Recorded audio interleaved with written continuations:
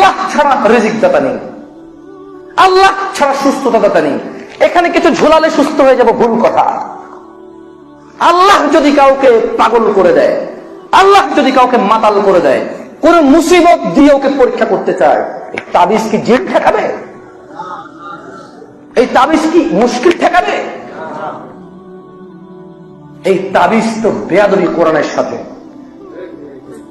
রাগ করিয়েন না আপনারা, বলবেন যে জামশেদ ভাই এতক্ষণ থেকে ঠান্ডা কথা বলছেন, খুব দারুণ লাগছে। সেই দেখেন, আমি কি তাবিজকে এখনো খারাপ বলেছি? আমি বলেছি বেয়াদবি। তা আমাকে বলতে দিলে আমি বলবো,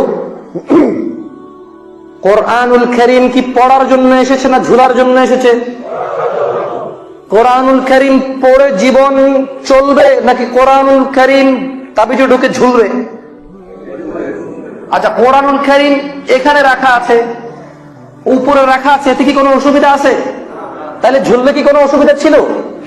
দেখেন, রাসূল সাল্লাল্লাহু আলাইহি ওয়াসাল্লাম তো বলেছে, মান তাআল্লাকা তামিমা ফাকাদ আশরাকা, যে তাবিজ ঝুলানো সে শিরক করলো। এটা না হয় বুঝলাম, ঠিক আছে, আপনার এটা খারাপ লাগে শুনতে, আপনার এটা কি লাগে?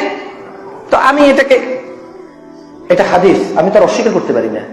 এটাই আমার আকীদা, এটাই আমার আকীদা, যে কোরআন মানুষ পড়বে, সে অনুযায়ী চলবে, আল্লাহ শিফা দেবে, আল্লাহ রক্ষা করবে, আল্লাহ জান্নাত দেবে।